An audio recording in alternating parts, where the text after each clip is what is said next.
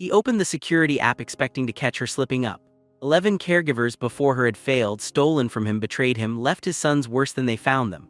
So when he saw those 3 wheelchairs sitting empty in the middle of the living room, his stomach dropped. Then he saw them. His 3 paralyzed sons standing, taking steps, walking toward her outstretched arms. Andrew's phone slipped from his hand. His back hit the wall.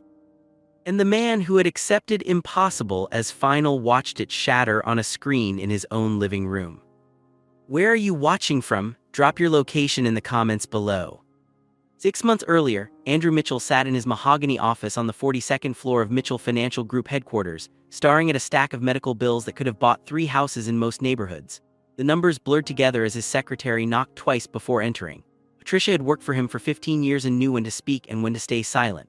This moment required words. She placed another folder on his desk, this one thinner but somehow heavier. It contained resumes for caregiver number 12. Andrew rubbed his temples hard enough to hurt. The last caregiver had lasted 3 weeks before he caught her on camera shoving his son's wheelchair roughly into a doorframe because he had spilled juice on her shoes. The one before that stole prescription medication and pawned his late wife's jewelry. Before that, a woman who spent more time on her phone than watching his boys, and another who fed them frozen dinners while pocketing the money meant for proper meals. Andrew was 53 years old and looked older. His hair had gone completely gray in the 2 years since the accident. Deep lines carved through his face like canyons, marking every sleepless night, every moment of helplessness, every time he had to be the strong father when inside he was crumbling. He had built an empire from nothing, turned a small investment firm into a billion-dollar operation through intelligence, determination, and ruthless business instinct. He could predict market trends 3 years out, could negotiate deals that made hardened executives weep, could see opportunities where others saw only obstacles. But he could not fix his sons. He could not undo what happened on Highway 95 that rainy October evening when a drunk driver crossed the median and destroyed everything. The accident took his wife instantly. Catherine died on impact, and some dark part of Andrew envied her for not having to see what came after. Their triplets, 12 years old at the time, survived but were left paralyzed from the waist down. The doctors said the spinal injuries were severe. They said miracles were rare. They said to adjust expectations, to focus on quality of life, to accept the new reality. Andrew had fired 3 of those doctors before accepting that firing them would not change the truth. His sons, who had run track and played soccer and climbed trees in their backyard, would never walk again. That is what every specialist told him. That is what 14 months of the best physical therapy money could buy confirmed. That is what he had finally, painfully accepted as unchangeable fact. Now his sons were 14. Kevin, the oldest by 4 minutes, had Catherine's green eyes and Andrew's stubborn jaw. He barely spoke anymore, spending hours staring out windows with an expression that broke his father's heart daily. Derek, born second, had become angry in a way that terrified Andrew because he understood it too well. The boy lashed out at caregivers, threw things, shouted words meant to wound because his own wounds ran too deep for tears. Michael, the youngest and smallest, had retreated inward entirely, reading books in silence and flinching whenever anyone approached too quickly. They had lost their mother and their mobility in one horrible moment, and Andrew watched them lose themselves piece by piece in the aftermath. Patricia cleared her throat gently, bringing Andrew back to the present. He looked at the folder without opening it. "Tell me why this one will be different," he said flatly. His voice carried the exhaustion of a man who had stopped believing in different. Patricia sat down across from him, something she rarely did without invitation. That got his attention. "Her name is Rachel Donovan," Patricia began carefully. "She's 36 years old, single, no children. She worked for the same family for 8 years before they relocated overseas. Before that, she was a pediatric nurse for 6 years at County General." Andrew had heard impressive credentials before. Credentials meant nothing when character was absent. "She has no social media presence," Patricia continued. "Her references are impeccable. The family she worked for tried to convince her to move with them to London. They offered her twice her salary. She declined because her mother is elderly and lives here, and Rachel visits her every Sunday without fail for the past 12 years.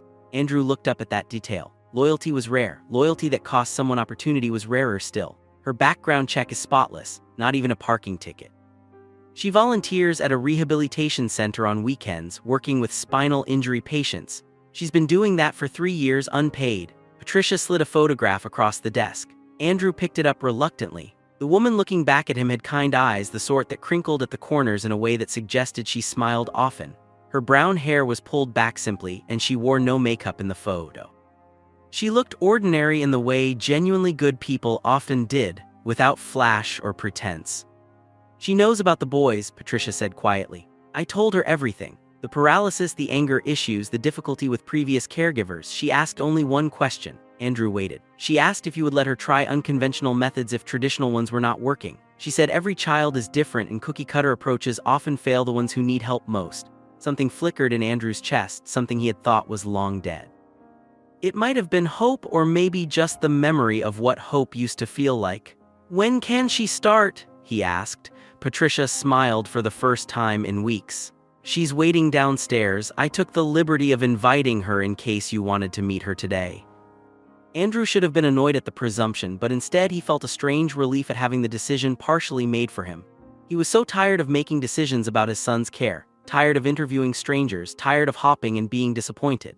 "Send her up," he said. While he waited, Andrew pulled up the security camera feeds on his computer, a habit he had developed after the second caregiver betrayed his trust. 12 cameras covered every room in his house except the bathrooms and bedrooms. The living room had 3 angles. The kitchen had 2. The physical therapy room and what used to be the formal dining room had 4.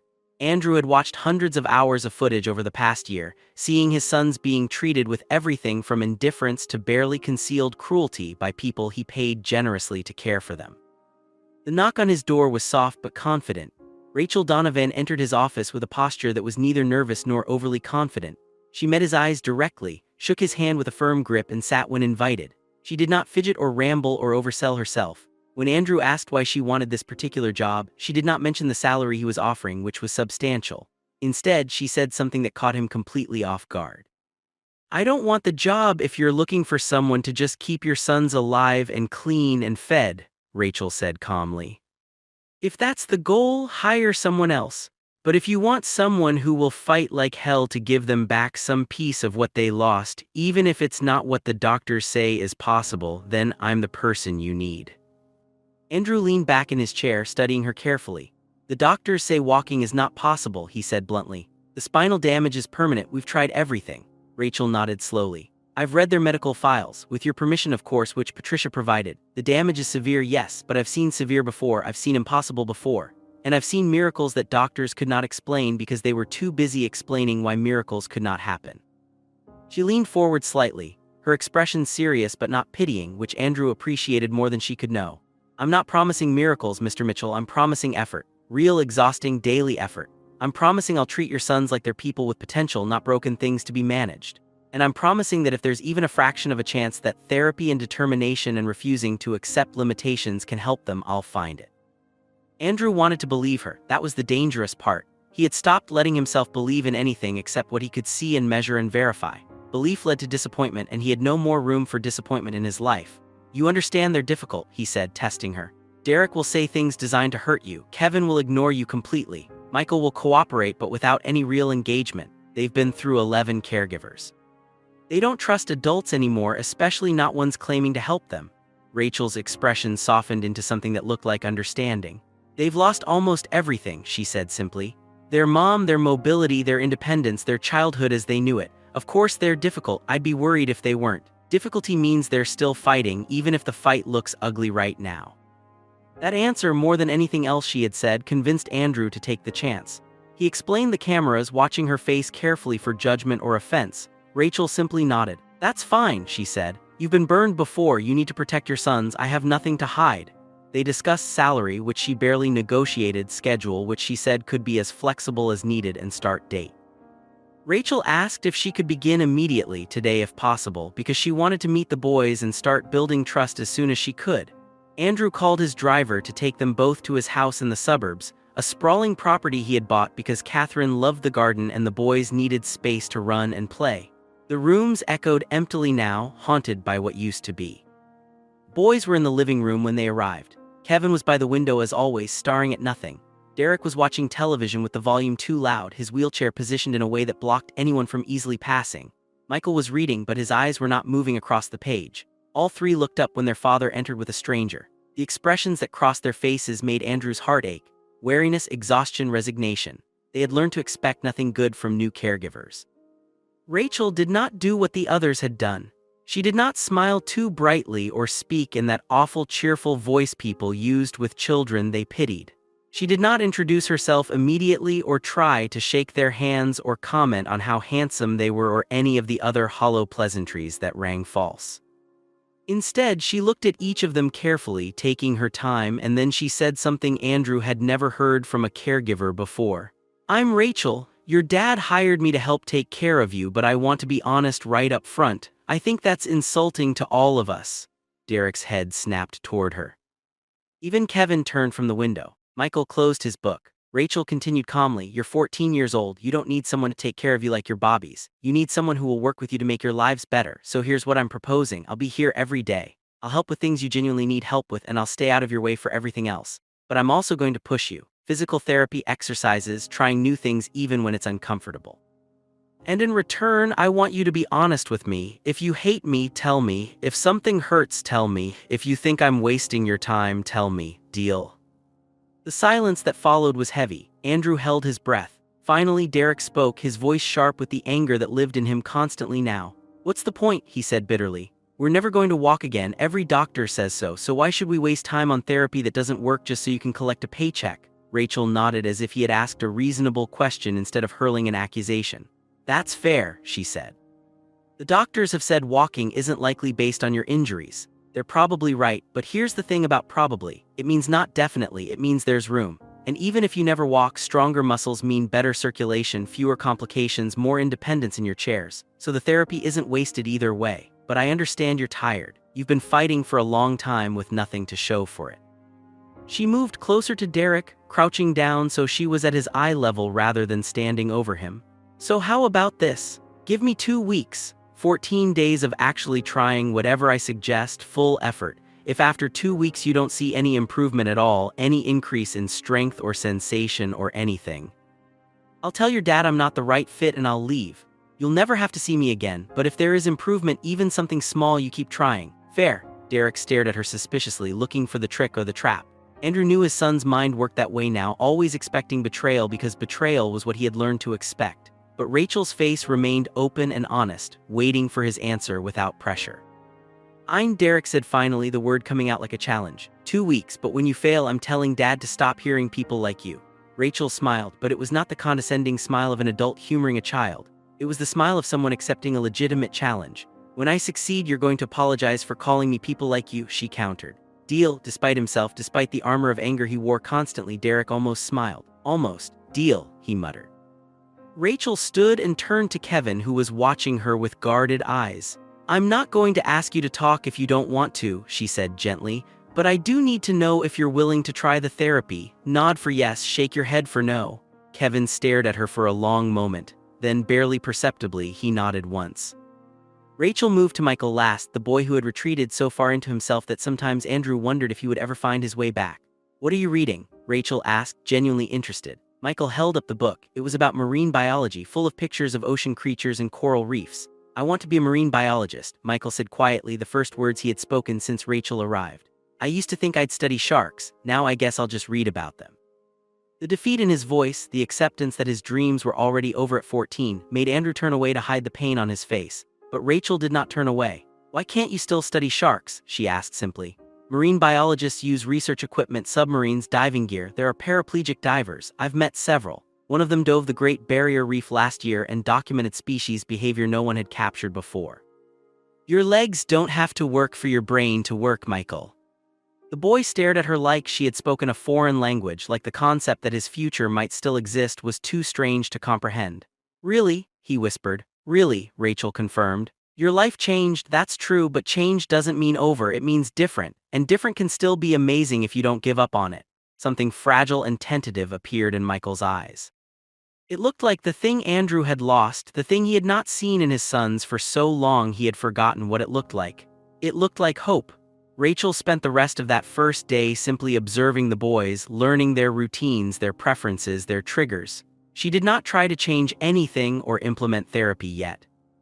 She made dinner, something simple that she cooked while talking to them about ordinary things, not their condition or their tragedy, but about books and movies and what they thought about various random topics. She treated them like people having a conversation, not patients being managed. Andrew watched all of it on the camera feeds from his office, where he had returned to catch up on work he had been neglecting. He watched Rachel help Derek get something from a high shelf without making it seem like a big deal. He watched her sit silently near Kevin at the window, not trying to force conversation but simply being present. He watched her discuss ocean acidification with Michael with genuine interest, asking questions that made the boy animated in a way Andrew had not seen in months. When she finally left that evening after getting the boys settled for bed with the night nurse who handled overnight care, Andrew walked her to her car. "Thank you," he said, the words feeling inadequate. "Don't thank me yet," Rachel replied. "Thank me when we see progress. Right now I'm just the new person. The trust part comes later." She drove away in a modest sedan that had seen better days, and Andrew returned to his empty house that had also seen better days. That night he did something he had not done in months. He allowed himself to imagine a future where his sons smiled again. He did not imagine them walking because that felt like too much, but he imagined them finding happiness in whatever life they had left. It was a small thing, that imagining, but it was more than he had let himself feel in a very long time. The next morning, Rachel arrived early with equipment. Resistance bands, therapy balls, specialized cushions, and other items Andrew vaguely recognized from previous failed therapy attempts. But Rachel used them differently. She started with Derek, the most resistant, because she said if she could get him on board, the others would follow. "Show me your range of motion," she said, not asking but stating it as a fact that he would cooperate. Derek scowled but complied, demonstrating how far he could move his arms, twist his torso, shift his weight. Rachel watched carefully, taking notes on her phone. Then she did something unexpected. She got down on the floor and demonstrated each movement herself, pushing her own body to its limits. "Now do it again," she said, "but try to beat my form. I bet you can't." It was a challenge, and Derek responded to challenges. He tried again, pushing harder, reaching further, and Rachel praised the effort genuinely. "Better than me," she admitted. "You've got better core strength than I thought. We can work with that." She moved to the physical therapy room, the space Andrew had equipped with expensive machines that mostly gathered dust now because his sons hated going in there. It represented failure to them, hours of painful exercises that yielded nothing. Rachel looked around and made a face. "This room is depressing," she said bluntly. "No wonder you guys hate it in here. It looks like a sad gym run by people who don't care. We're changing this." Over the next few days, Rachel transformed the space. She brought in posters of athletes, including several Paralympic athletes in action shots that radiated power and determination. She brought in a sound system and told the boys they could play whatever music they wanted during therapy. She brought in better lighting that did not feel so clinical and cold. Small changes, but they shifted the energy of the room from medical and hopeless to active and alive. The therapy itself was different too. Rachel focused on small, achievable goals rather than the overwhelming ultimate goal of walking. "We're going to work on sitting up straighter without support for 30 seconds, she would say. Or today we're strengthening your hip flexors so transferring from chair to bed gets easier. Every tiny improvement was celebrated genuinely, not with patronizing enthusiasm but with real recognition of hard work paying off. She was also harder on them than any previous caregiver, pushing them past discomfort into actual effort, but she was fair. When they were truly exhausted, she stopped. When they were just being lazy, she called them out. The boys responded because her demands came with respect, not pity. By the end of the first week, Andrew noticed differences. Derek complained less. Kevin spoke occasionally, short sentences, but actual words directed at Rachel. Michael asked questions about adaptive equipment for marine biology work. But the real change came on day 9. Andrew was watching the camera feed during lunch when he saw Rachel doing something odd. She had pushed all 3 wheelchairs to one side of the living room and was positioning the boys on a thick mat on the floor. "What is she doing?" Andrew muttered to himself, leaning closer to the screen. Rachel sat on the floor with them, cross-legged and casual. "Okay," she said, "new exercise. I want each of you to try to pull yourself forward using just your arms and core. We're going to race from this end of the mat to the other end. Winner gets to pick the movie tonight." The boys looked at her like she was crazy. "We can't move like that," Derek said. "Our legs don't work, remember?" Rachel shrugged. "Your legs don't work, your arms do, your core does at least partially. Use what works, adapt, figure it out." It was such a simple concept, but no one had framed it that way before. Every previous therapy had focused on what did not work, on trying to force paralyzed limbs to function. Rachel was focusing on what did work and maximizing that. The boys looked at each other, something unspoken passing between them. Then Derek dropped to his stomach on the mat and started pulling himself forward with his arms, dragging his lower body behind him.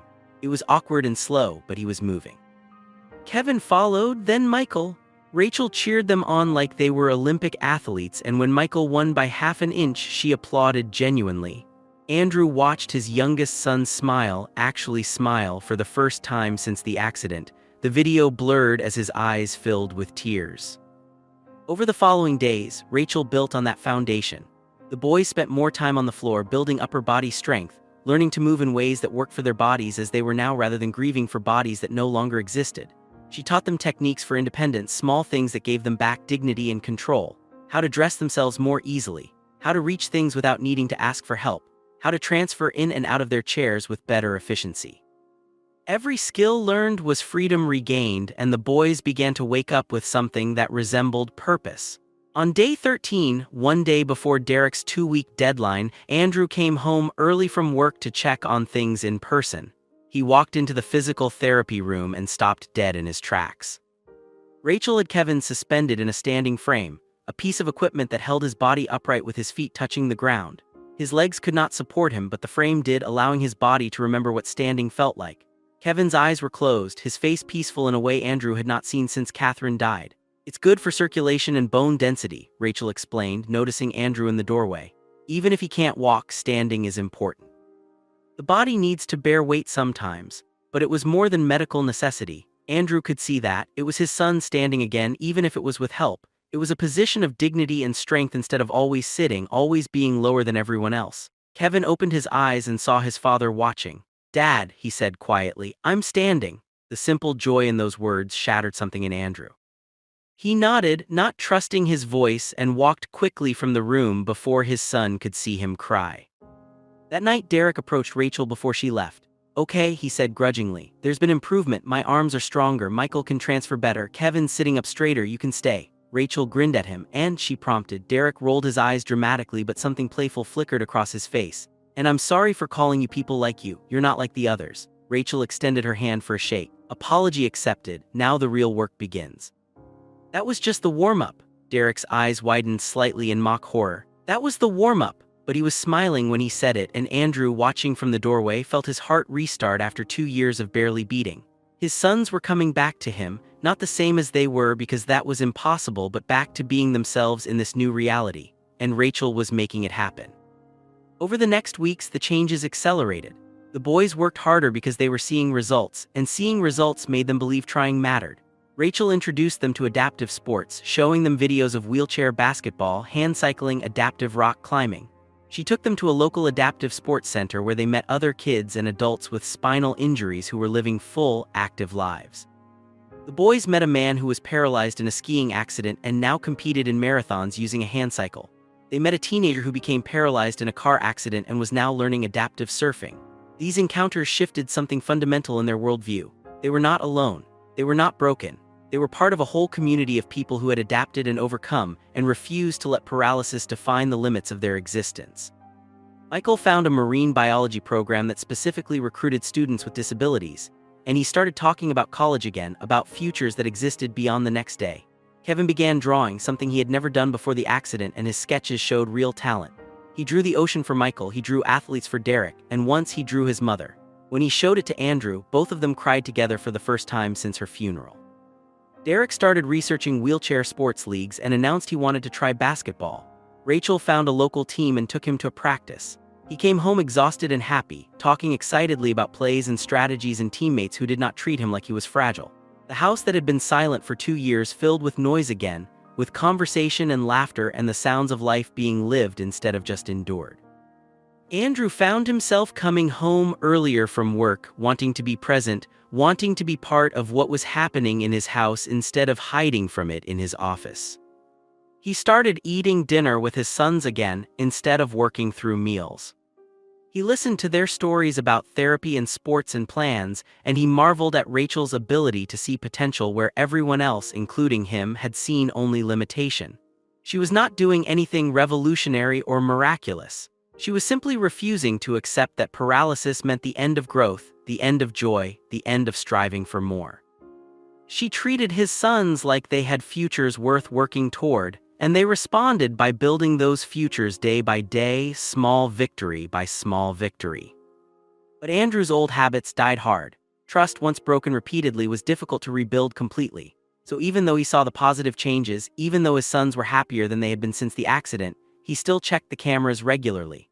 He told himself it was just routine, just making sure everything remained good. But part of him was still waiting for the betrayal, still expecting Rachel to reveal herself as just another person who would hurt his family. He hated that he felt this way, hated that his cynicism ran so deep, but he could not turn it off completely, and so he watched. He watched Rachel work with his sons every day. He watched her push them and encourage them and celebrate with them. He watched her stay late without asking for overtime. He watched her bring in materials at her own expense to make therapy more engaging. He watched her treat his sons with a combination of high expectations and genuine affection that seemed impossible to fake. For 3 months, everything was perfect. The boys improved steadily. Their physical strength increased. Their emotional health blossomed. The house felt like a home again instead of a hospital. Andrew started to relax, started to believe that maybe finally they had found the right person. He even gave Rachel a substantial raise without her asking, wanting her to know how valued she was. She had saved his family in ways he could never adequately repay. And then, on a Tuesday afternoon in early spring, Andrew made a decision that would change everything. He was in his office when he got a text alert from his security system. Motion detected in living room. Camera 3. He almost ignored it. The cameras sent alerts constantly throughout the day as people moved through the house. But something made him open the app, maybe instinct or maybe just habit. What he saw on the screen made his blood run cold. The 3 wheelchairs sat empty in the middle of the living room, positioned in a way he had never seen before. His sons were not in them. Andrew's heart began to race. Where were they? Had something happened? Had there been an accident? His fingers fumbled as he switched between camera angles, frantically searching for his sons. And then he found them, all 3 of them, standing. Kevin, Derek, and Michael were on their feet, holding onto a stability bar Rachel had installed along one wall, taking steps. Actual steps. Slow, shaking, supported steps, but their legs were moving. They were walking. Andrew's phone slipped from his hand and clattered onto his desk. The room spun. His back hit the wall as his legs gave out and he slid down to sit on the floor of his office, his mind unable to process what he had just seen. The doctors said it was impossible. 14 months of the best medical care in the world had confirmed it was impossible. The spinal damage was permanent. The paralysis was irreversible. Impossible. And yet he had just watched it happen on a security feed in his own home, watched his 3 sons who were supposed to never walk again taking steps toward Rachel's outstretched arms, all of them working together on something they had been doing in secret. How long had this been going on?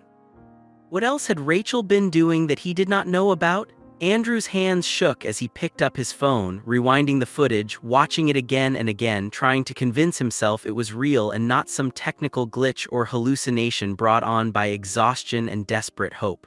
But it was real. His sons were walking. And Rachel had somehow made it happen. Andrew sat on his office floor for 20 minutes, replaying the footage until his phone battery dropped to 15%, and his assistant knocked on the door asking if he was all right.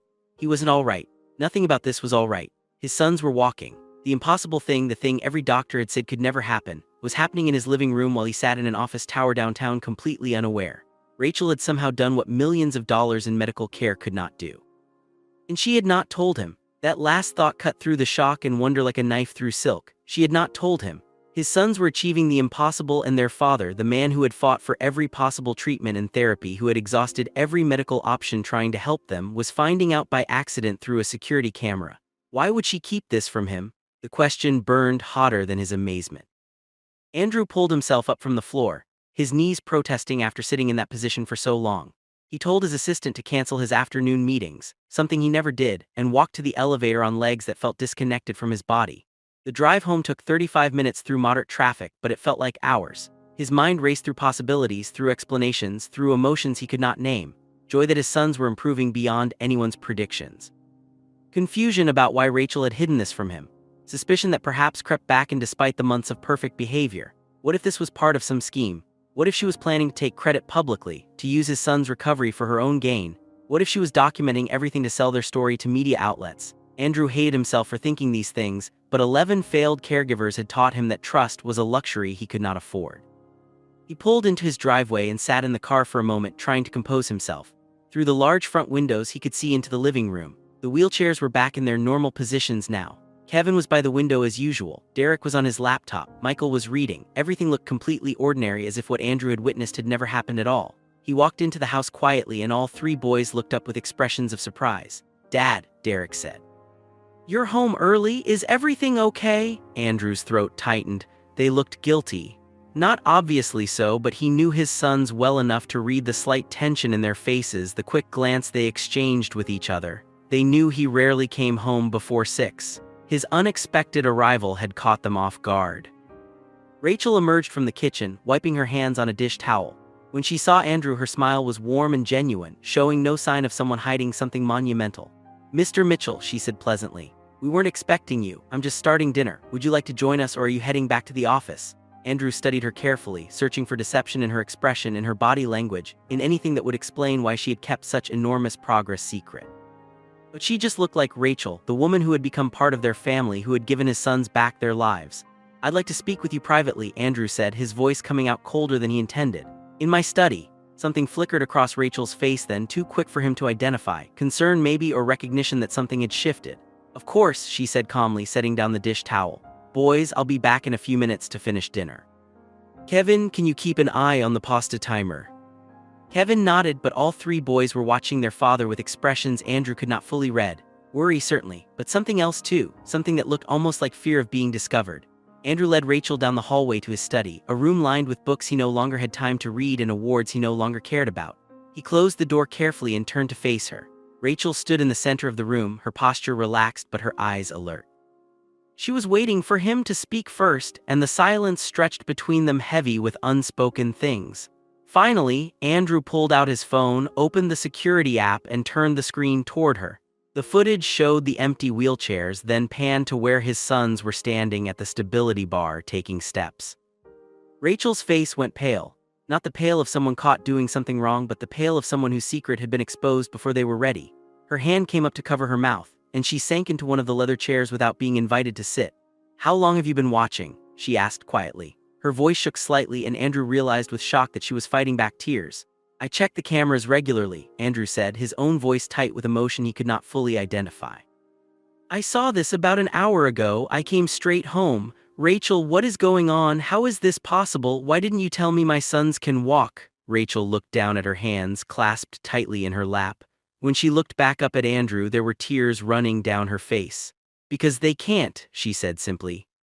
The words made no sense. Andrew gestured at his phone at the video evidence of what he had clearly seen.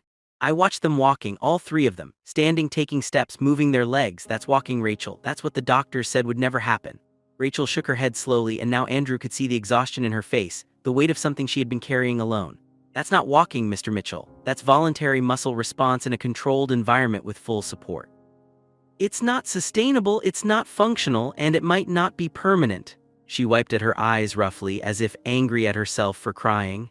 "I should have told you sooner. I wanted to, but I needed to be sure of what I was seeing before I gave you hope that might be false." Andrew sat down heavily in the chair behind his desk. "Explain," he said, the single word carrying the weight of all his confusion and fear and desperate need to understand. Rachel took a deep breath, visibly steadying herself.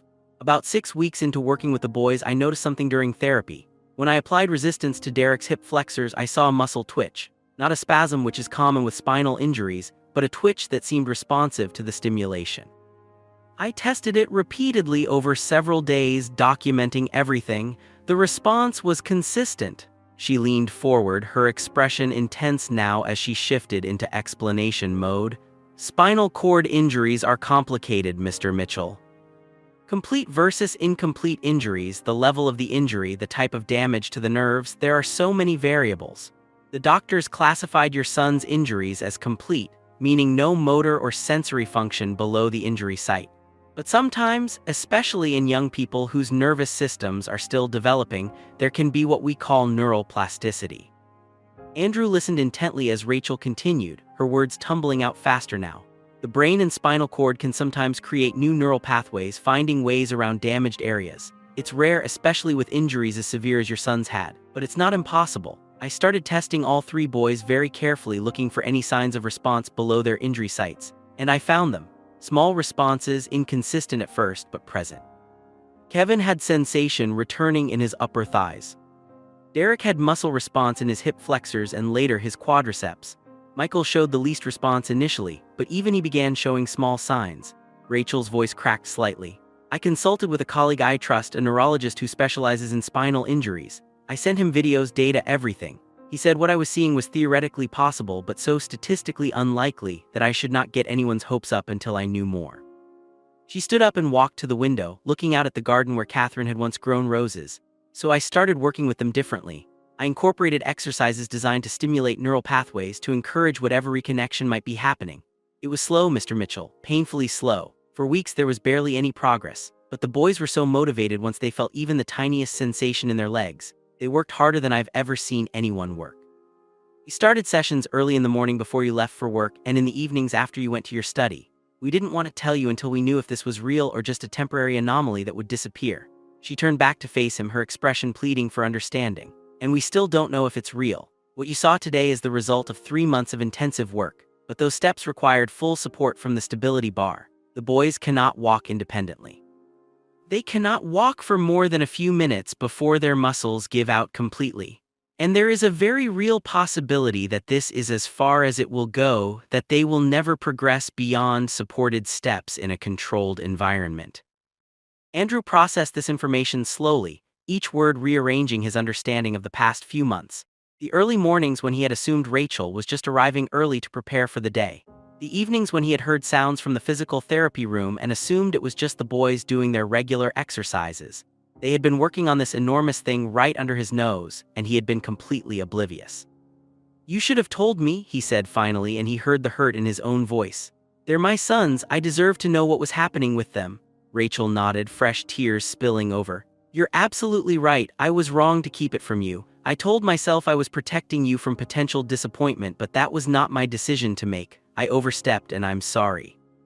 The apology was genuine, Andrew could hear that clearly. But it did not entirely erase the sting of exclusion of being the last to know about the most important development in his son's recovery.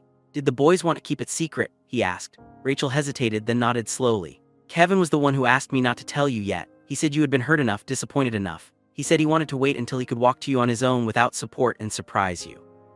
Derek and Michael agreed. They wanted to give you a miracle, not a maybe. The image that created in Andrew's mind, his eldest son wanting to protect him from disappointment, wanting to give him an untarnished moment of joy, broke something open in his chest. These boys, who had every reason to be selfish and self-focused after everything they had endured, were thinking about their father's feelings.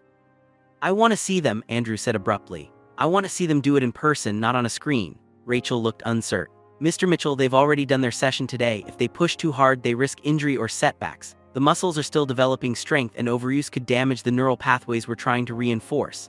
Andrew stood up, his decision made. "I don't want them to perform for me. I just want to see where they are, what they can do, what we're working with." "Please, Rachel, I need to see my sons standing."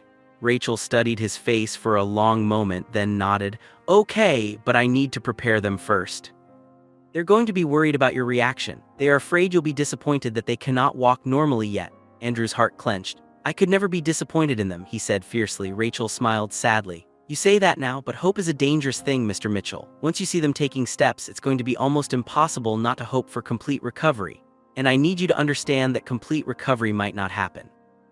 They walked back to the living room together. The boys looked up with matching expressions of apprehension. They knew their secret was out. Andrew could see it written clearly on their faces, the fear of how he would react. He sat down on the coffee table, positioning himself at their eye level rather than standing over them.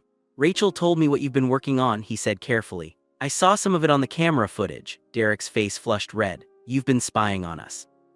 The accusation carried hurt and anger in equal measure. Andrew winced.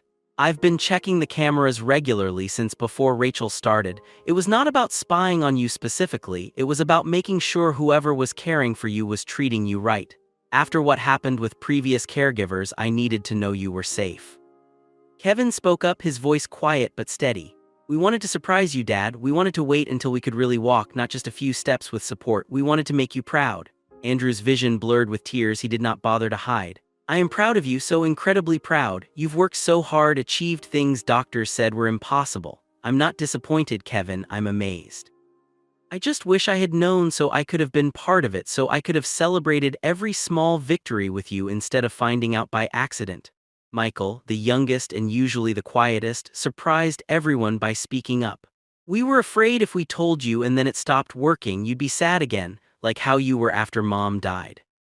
"We didn't want to make you sad again." The simple honesty of it, the desire to protect him from pain, made Andrew have to take a moment before he could respond. These boys had lost so much but were still thinking about others before themselves. "Come here," Andrew said, opening his arms.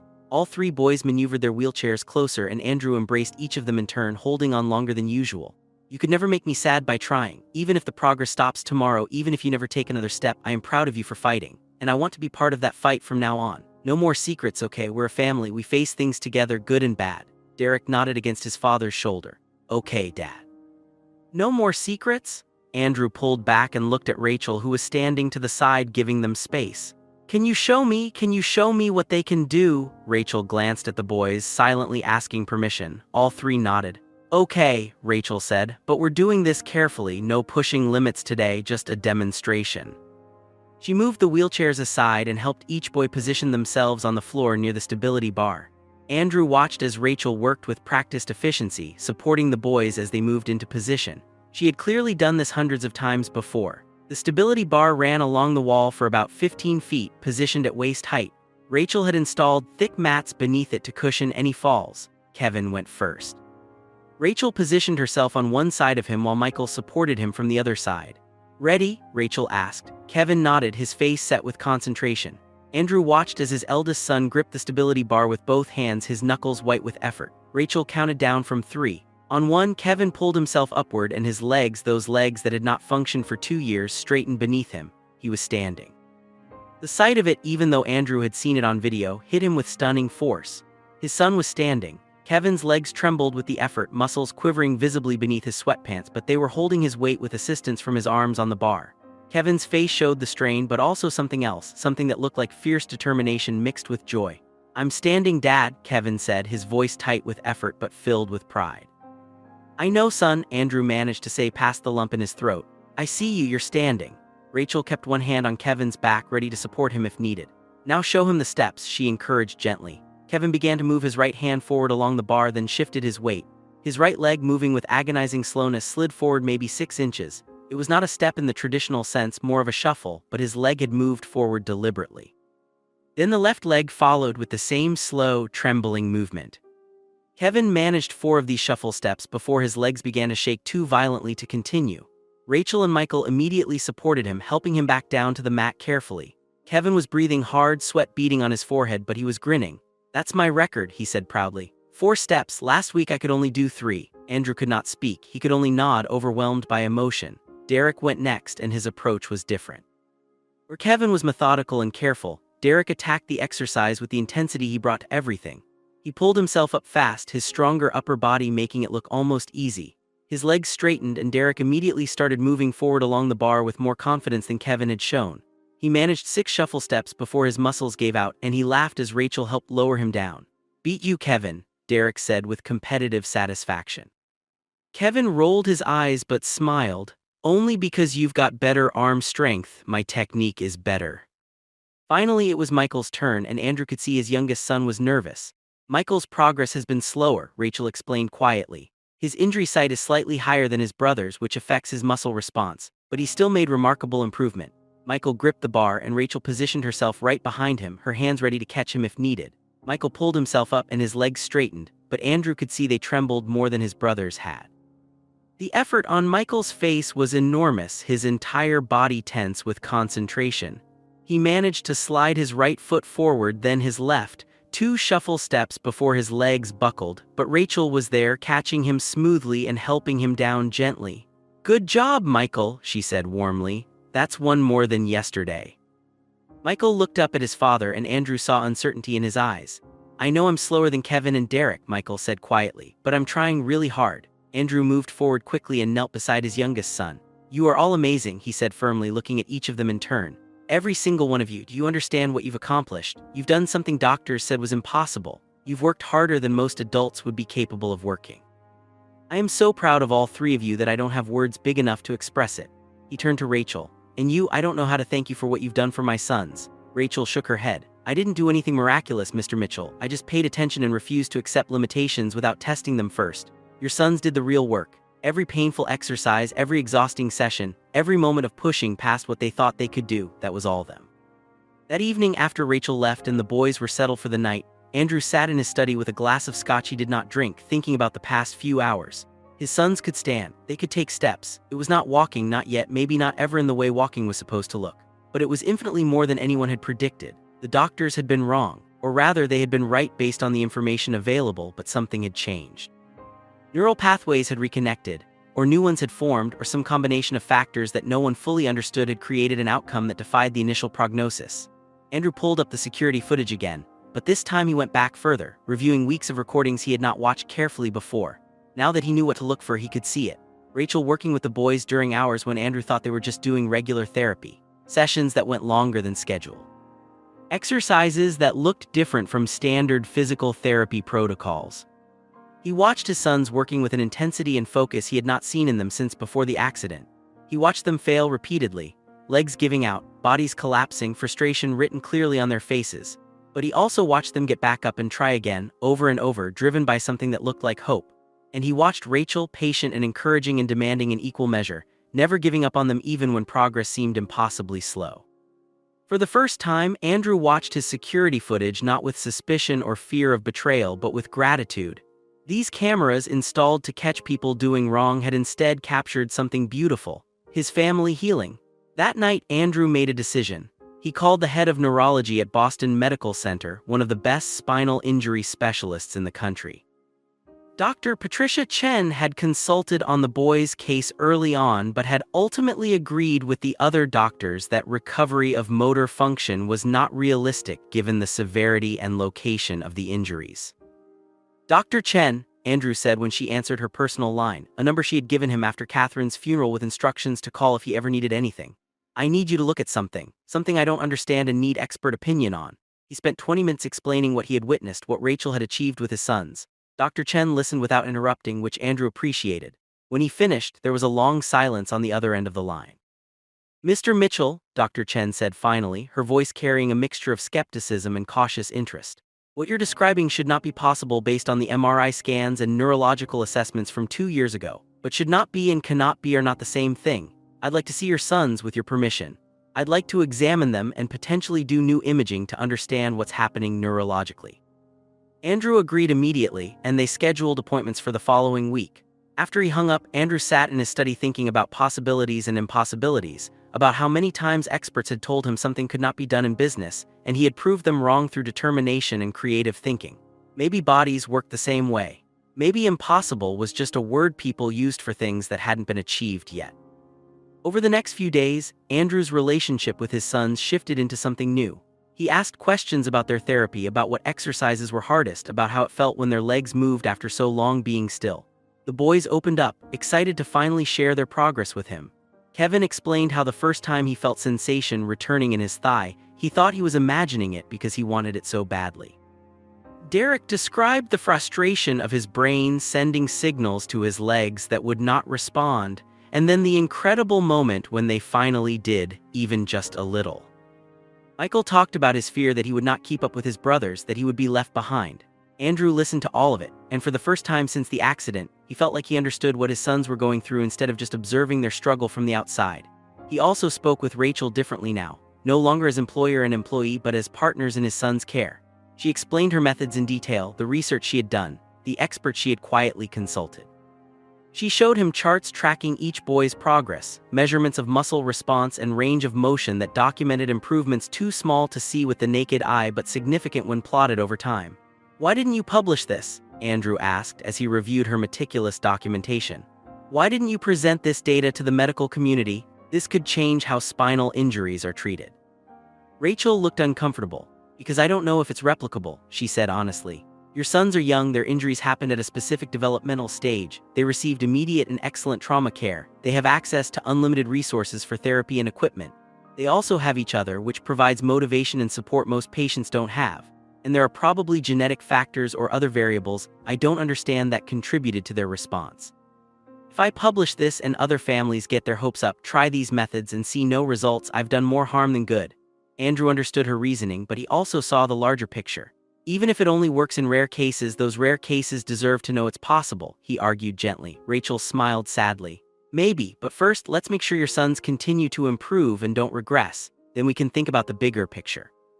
The appointment with Dr. Chen arrived quickly. Andrew took the day off from work, and Rachel drove the boys to Boston Medical Center in the accessible van Andrew had purchased specifically for transporting his sons in their wheelchairs. Dr. Chen met them personally in her office, a warm woman in her 50s with kind eyes behind wire-rimmed glasses. She examined each boy thoroughly, testing reflexes, sensation, muscle response, documenting everything with the same meticulous care Rachel had shown. Then came the imaging, new MRI scans that would show the current state of their spinal cords compared to the images from 2 years ago. The boys were nervous, and Andrew stayed close, holding hands, offering encouragement. The scans took several hours, and then came the hardest part, waiting for Dr. Chen to review the results. They waited in a private consultation room, the boys playing games on their phones, Rachel reading quietly, Andrew packing despite his attempts to sit still. Finally, Dr.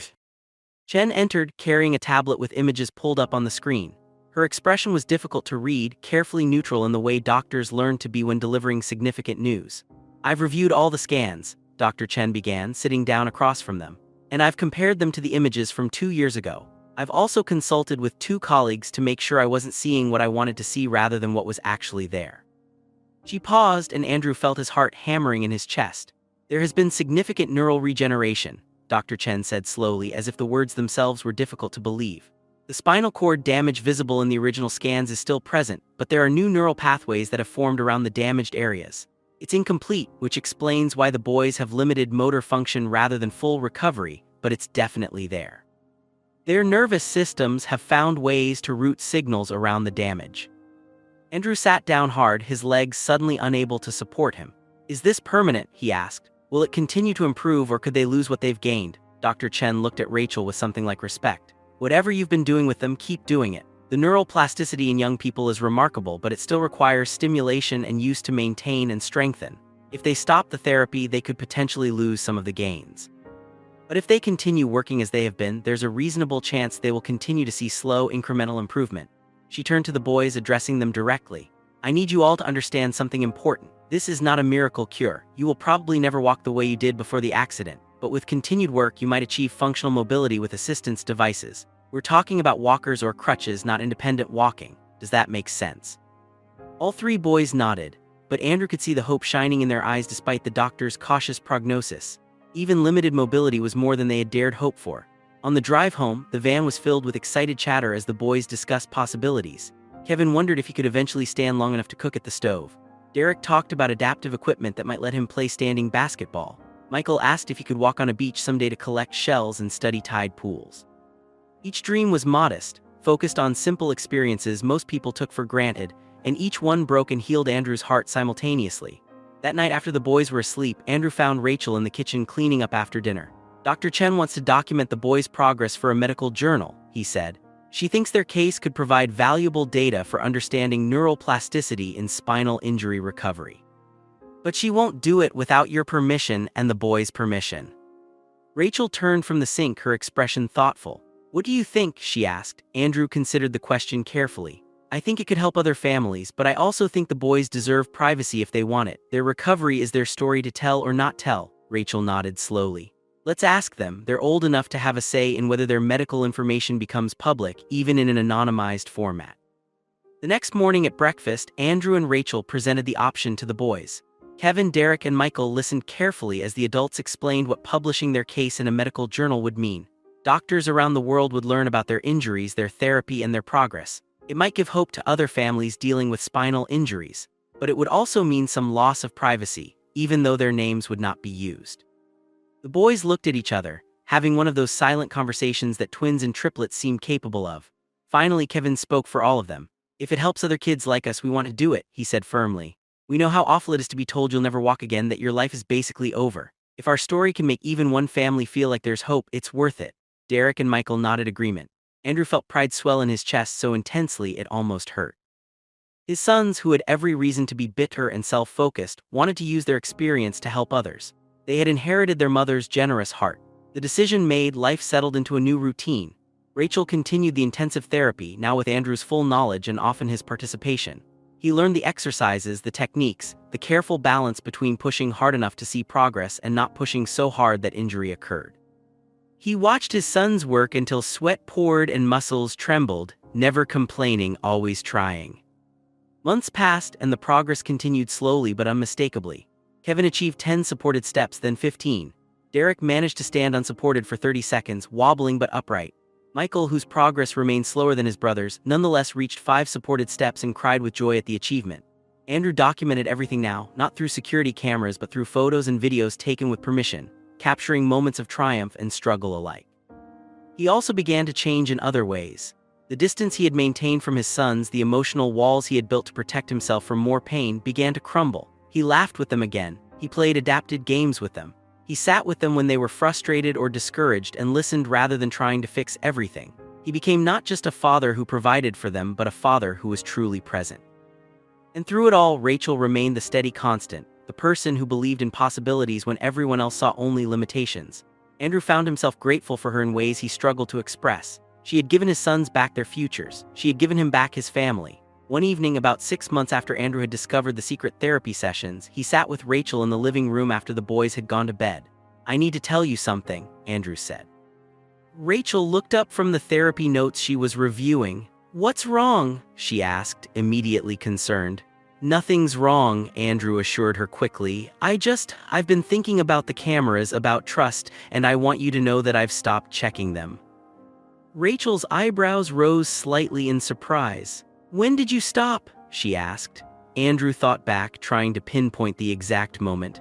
"The day after I found out about the walking, I realized I had been so focused on looking for reasons not to trust people that I had missed all the reasons I should trust you. You proved yourself 1,000 times over, and I kept waiting for you to fail. That says more about my issues than about you, so I stopped watching. I don't need to anymore. I trust you with my sons completely." Rachel's eyes filled with tears, though she smiled through them. "That means more to me than you know," she said softly. "Trust is earned, and I'm grateful you've given me the chance to earn yours." They sat in comfortable silence for a moment before Rachel spoke again. "Can I tell you something I've never told anyone?" she asked hesitantly. Andrew nodded, giving her his full attention. "The real reason I became a caregiver, the reason I specialized in working with kids with spinal injuries, is because my younger brother had a spinal injury when he was 16, diving accident. He was paralyzed from the chest down." Rachel's voice caught slightly, but she continued. "He died 2 years after the accident, not from the injury itself but from complications because he had given up. He refused therapy, refused to adapt, refused to see any future for himself. I watched my brother choose to die slowly because he could not walk anymore, and I couldn't stop him, couldn't convince him that his life still had value and meaning." She wiped at her eyes with the back of her hand. "So when I work with kids like your sons, I'm fighting for my brother. I'm proving that paralysis doesn't have to be a death sentence, that life can still be full and meaningful and worth living. Your sons remind me so much of him, especially in those first weeks when they were so defeated and hopeless. But unlike my brother, they fought. They chose to keep living, to keep trying. And watching them improve, seeing them find joy again, it heals something in me that's been broken for a long time." Andrew reached over and squeezed her hand, no words adequate to respond to such raw honesty. They sat together in the quiet house, two people bound together by their love for 3 remarkable boys, by shared pain and shared hope. 3 years after Rachel walked into Andrew Mitchell's life, the house that had once echoed with silence and grief had become something entirely different. It was not just the physical changes, though those were significant. The physical therapy room now had advanced equipment. Charts tracking progress covered one entire wall, and photographs of the boys achieving various milestones decorated every available surface. The living room had been reconfigured to accommodate wider spaces for movement, with the stability bars extended throughout the house, creating pathways the boys used for their walking practice. But the real changes were deeper, woven into the fabric of how the family existed together. There was laughter now, genuine and frequent. There were arguments too, normal teenage disagreements about whose turn it was to pick the movie, or who had borrowed whose headphones without asking. The house felt alive in a way it had not since Catherine's death, filled with the messy, beautiful chaos of a family that had survived something terrible and chosen to keep living anyway. Kevin, now 17 years old, had exceeded every prediction. He could walk independently with forearm crutches for short distances, maybe 20 or 30 yards before his muscles fatigued and he needed to rest or return to his wheelchair. It was not the running and jumping of his childhood, but it was mobility he had earned through 3 years of relentless work. He used this newfound ability in ways both practical and symbolic. He stood at the stove cooking meals he had learned to make from online tutorials. He stood at his easel painting, having discovered an artistic talent that bloomed in the years after the accident. His paintings, mostly landscapes and portraits, were remarkable enough that his art teacher had encouraged him to apply to prestigious art schools. Kevin had been accepted to 3 universities with strong art programs, all of them accessible campuses with support services for students with disabilities. He would be leaving for college in the fall, a future that had seemed impossible when he first sat in a wheelchair at 12 years old, believing his life was effectively over. Derek had channeled his anger into athletics in a way that transformed him completely. He played wheelchair basketball with a ferocity that made him one of the best players in the state's adaptive sports league. But he had also achieved something remarkable in his walking therapy. Derek could now walk with a walker for nearly 50 yards, and more impressively, he could stand unsupported for up to 3 minutes. His upper body strength, always his advantage, combined with improved core stability and partial leg function, made him the most mobile of the 3 brothers. He used this mobility to push himself in ways that both impressed and terrified Andrew. Derek had taken up adaptive rock climbing, strapping himself into specialized harnesses and scaling walls that seemed impossible. He spoke constantly about wanting to attempt real outdoor climbs, and Andrew knew it was only a matter of time before his fearless middle son talked him into allowing it. Derek had been recruited by several colleges for their wheelchair basketball programs, and he spent hours analyzing game footage and training regimens, determined to play at the highest level possible. Michael, the gentlest of the 3, had made the slowest physical progress but perhaps the most significant emotional journey. He could walk with full support from parallel bars for about 15 feet now, and he could stand with minimal support for a minute or 2. His injury site, slightly higher than his brother's, meant his recovery was more limited. But Michael had stopped measuring himself against Kevin and Derek's achievements and instead focused on his own goals. He had become deeply involved in marine biology through online courses and virtual research projects. A professor at a coastal university had taken interest in Michael's work and had designed adaptive equipment that would allow him to participate in actual field research despite his mobility limitations. Michael had spent last summer at a marine research station, studying tide pool ecosystems from a specialized beach wheelchair that could traverse sand and shallow water. He had returned home transformed, glowing with purpose and confidence. He had already been accepted to his first-choice university with a full scholarship, and he spoke excitedly about the adaptive scuba diving program they offered. Rachel remained central to all of it, though her role had evolved. She was no longer just a caregiver but something closer to family. She ate dinner with them most nights. She attended Kevin's art shows and Derek's basketball games and listened to Michael's enthusiastic lectures about marine ecosystems. She had become the person the boys went to when they needed advice about things they were not ready to discuss with their father, and Andrew was grateful for that rather than threatened by it. He had learned that loving his sons meant wanting them to have multiple sources of support and wisdom, not trying to be their only resource. Andrew's relationship with Rachel had also shifted into something neither of them had anticipated. It started with the small moments, the shared glances when one of the boys said something particularly funny or insightful, the comfortable silences that developed between them as they worked together on the boys' therapy plans. The conversations that stretched later into the evening, covering topics far beyond the boys' care.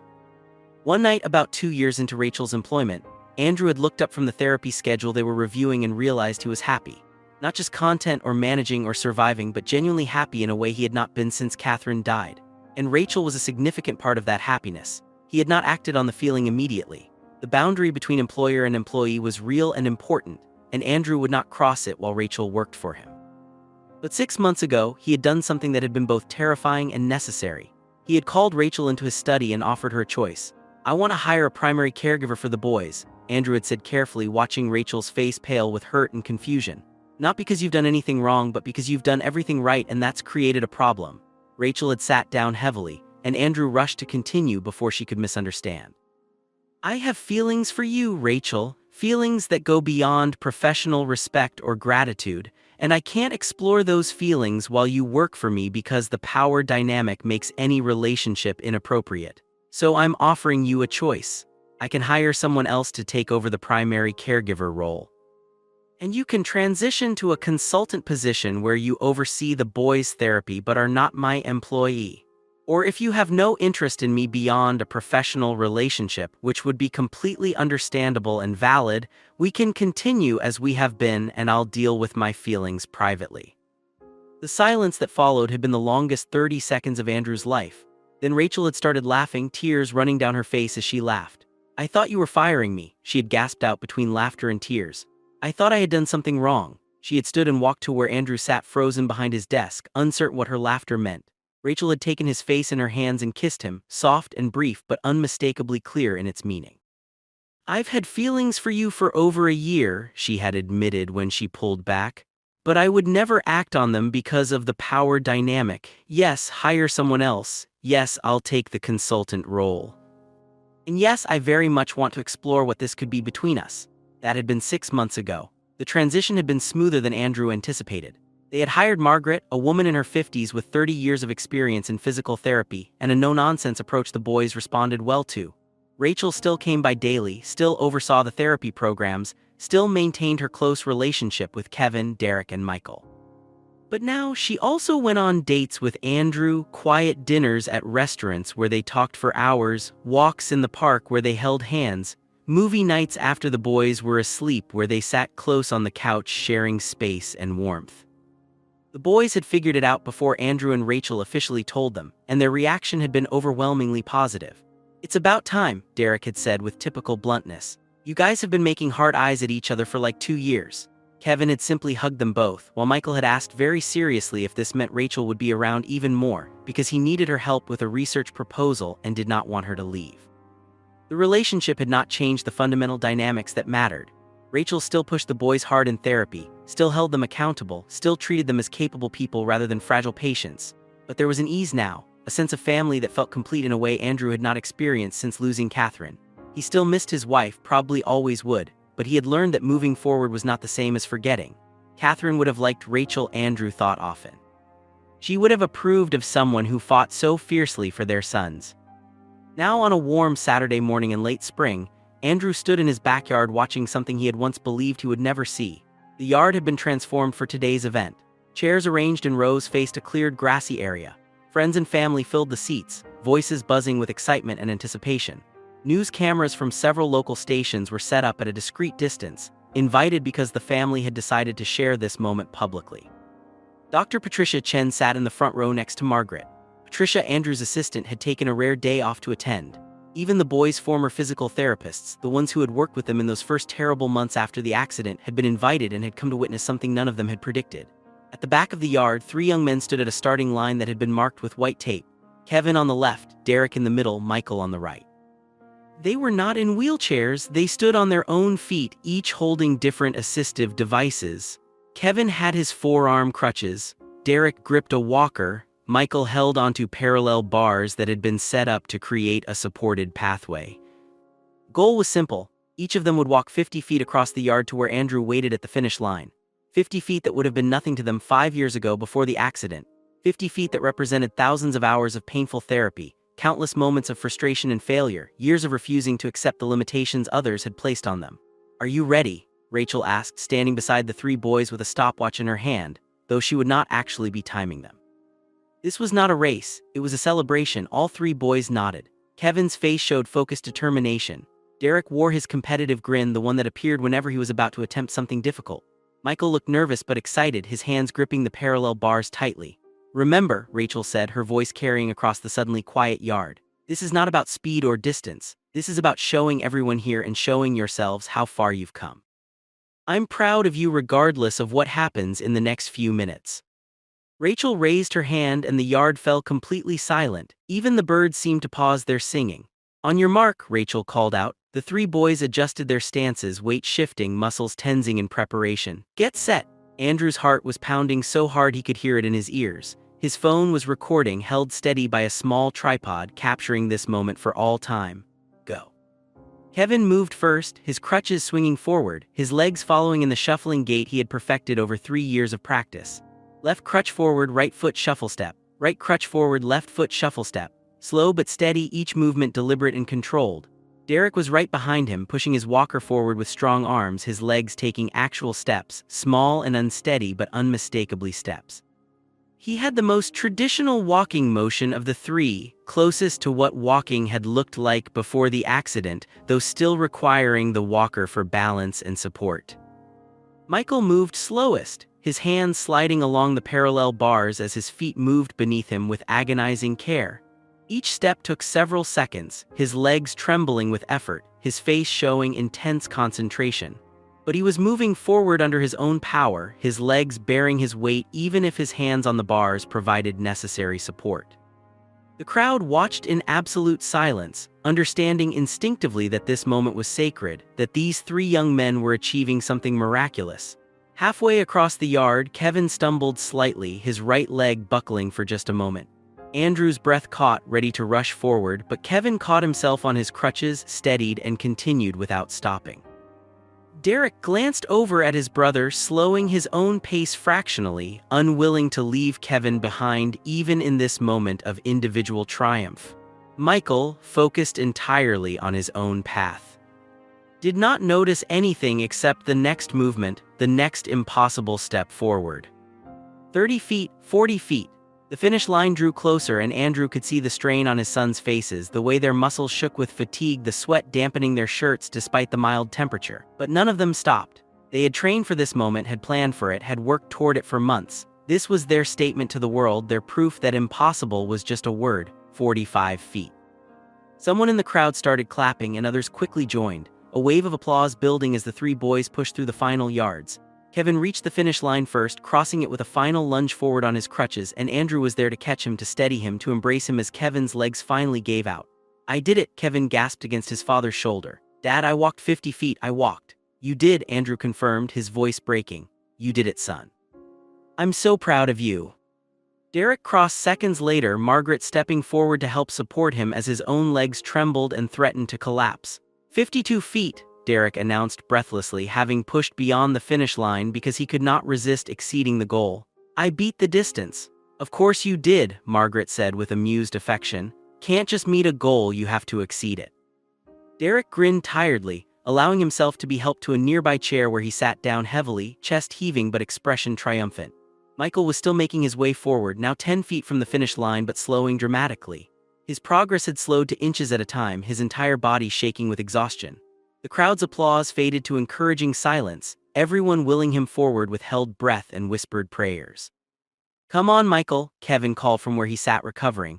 "You can do it, just a little further. You've got this, baby brother," Derek added, using the nickname that Michael normally hated but tolerated from his brothers. Michael's face was set in an expression of pure determination that reminded Andrew so strongly of Catherine it made his chest ache. His wife had looked exactly like that when she was pushing through something difficult, that same stubborn refusal to quit. 5 feet from the finish line, Michael's legs began to buckle. Rachel moved forward instinctively, ready to catch him, but Michael shook his head sharply. "No," he gasped out, "I can do it." He steadied himself on the parallel bars, taking several deep breaths, and then he moved forward again, one step, another. His legs were barely functioning now, mostly being dragged forward rather than stepping, but he refused to stop. 3 feet, 2 feet, 1 foot. Michael's final step carried him across the finish line, and the moment his foot touched the grass on the other side, his legs gave out completely. Rachel caught him as he collapsed, lowering him gently to the ground where he lay on his back, staring up at the sky, breathing hard. "I did it," Michael whispered, and then louder with pure joy. "I did it, I walked 50 feet. The crowd erupted in applause and cheers. People were crying openly, including Andrew, including Rachel, including Kevin and Derek, who wheeled over in the chairs that had been waiting for them at the finish line.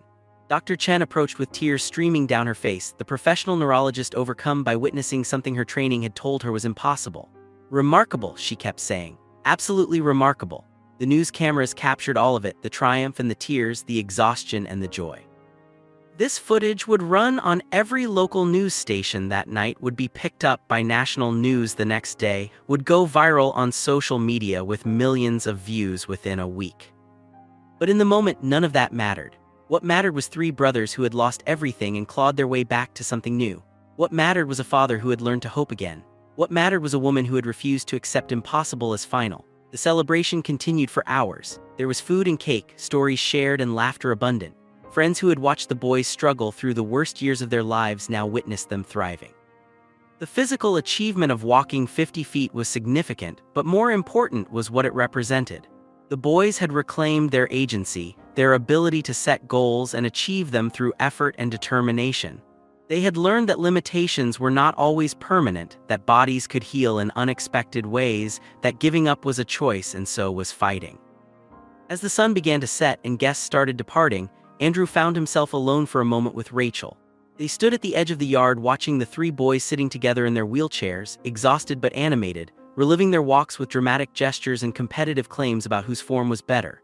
"Thank you," Andrew said quietly, the two words encompassing everything he could not adequately express. "Thank you for not giving up on them. Thank you for seeing possibilities where others saw only limitations. Thank you for giving me back my sons. Thank you for becoming part of our family." Rachel leaned against him and Andrew wrapped his arm around her shoulders, holding her close. "They did the work," Rachel said, as she always did when thanked. "I just believed in them." "Belief matters," Andrew replied. "Sometimes it's the difference between trying and giving up. You gave them belief when they had none left." They stood in comfortable silence for a moment before Rachel spoke again. "I have something to tell you," she said, her tone making Andrew look down at her with concern. "Dr. Chen approached me today. She's writing a book about neuroplasticity and spinal cord injury recovery. She wants me to co-author it with her to document the therapy methods and approaches that worked with the boys. It would mean traveling some, speaking at conferences, training other therapists." Andrew's first instinct was selfish, a desire to keep Rachel close, to not share her with the world, but he pushed past that to the bigger picture. "You should do it," he said firmly. "What you've accomplished with my sons needs to be shared. Other families need to know this is possible. Other therapists need to learn these approaches. You could help so many people, Rachel." Rachel smiled up at him, relief and gratitude clear in her expression. "I told her I'd only do it if Margaret agreed to become the boys' permanent therapist. They're at a maintenance stage now rather than intensive recovery. They don't need me daily anymore. Margaret is more than capable of managing their ongoing therapy." The word should have caused panic, the suggestion that Rachel would not be there every day, but Andrew understood what she was really saying. The boys were ready for this transition. They had achieved remarkable recovery but had likely reached the plateau of what was possible. Now it was about maintaining gains and continuing to adapt to their capabilities. They did not need the intensive daily therapy that had consumed the past 3 years. "What does this mean for us?" Andrew asked, the question vulnerable in a way he would not have allowed himself to be 3 years ago. Rachel turned to face him fully, taking both his hands in hers. "It means I move forward with my career while also building a life with you, if that's what you want. The boys will be going to college soon. Kevin in the fall, Derek and Michael the following year. You'll be an empty nester. I thought maybe we could figure out what comes next together." There was a question hidden in those words, a suggestion of futures and commitments and permanence. Andrew pulled Rachel closer, his heart full in a way he had thought was no longer possible after Catherine died. "I love you," he said, the words coming easier than he expected. "I think I've loved you for a while now, but I'm saying it clearly now. I love you, and yes, I want to figure out the future together." Rachel's eyes filled with tears, but she was smiling. "I love you too," she said simply. "Your whole family, I love all of you." They kissed as the sun set behind them, painting the sky in shades of gold and pink. When they pulled apart, they found 3 young men in wheelchairs watching them with expressions ranging from amused to pleased. "Finally," Derek called out, "we've been waiting for you two to actually say it." "Very romantic, Dad," Kevin added with a grin. "Sunset kiss and everything." Michael just smiled, giving them a thumbs up. That night, after the guests had left and the yard was cleaned up and the boys were settled in their rooms, Andrew sat in his study with a glass of wine and his laptop. He opened a document he had started months ago but never finished, a letter he had been writing to Catherine. It was something his grief counselor had suggested years ago, a way to process the loss and maintain connection to his late wife while still moving forward. He had written dozens of these letters in the years since her death, but had not written one in nearly 6 months. Tonight felt like the right time. "Dear Catherine," he typed. "Today our sons walked 50 feet. I know you saw it wherever you are. I know you were there with us, celebrating. They're so much like you, Kat, your strength, your determination, your refusal to accept defeat. They've been through hell and they came out the other side still fighting, still growing, still becoming remarkable men." Andrew paused, gathering his thoughts. "I need to tell you about Rachel. I think you'd like her. She sees our boys the way you always did, as capable and strong rather than fragile. She pushes them to be their best selves. She's helped them in ways I couldn't, gave them hope when I had none left to offer. And I've fallen in love with her, Kat. I hope that's okay. I hope you understand that loving her doesn't mean I've forgotten you or stopped loving you. You'll always be the mother of our children, always be the woman I built my first life with. But I'm building a second life now, and Rachel is part of that. I think you'd want that for me, for the boys, for all of us. You always wanted us to be happy." He continued typing, words flowing more easily now. "The boys are going to college. Kevin's going to study art.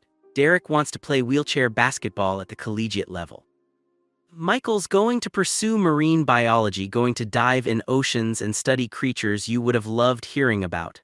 They're going to be okay, Kat, more than okay. They're going to thrive. I'm going to be okay too. It took a long time, and I'm not the same person I was when you were alive. Loss changes people in permanent ways, but I'm learning to be happy again, to see possibilities instead of just surviving day to day. Rachel helped with that. The boys helped with that. Even the security cameras helped in a strange way by capturing the moment I stopped believing it impossible. Andrew saved the document and closed his laptop. He walked upstairs and checked on his sons, a nightly ritual he had maintained since the accident. Kevin was asleep with a sketchbook on his chest, pencil still in hand. Andrew carefully removed both and set them on the nightstand, pulling the blanket up over his eldest son. Derek had fallen asleep watching game footage on his tablet, earbuds still in. Andrew removed those gently, powered down the tablet, and adjusted Derek's position so he was not twisted awkwardly.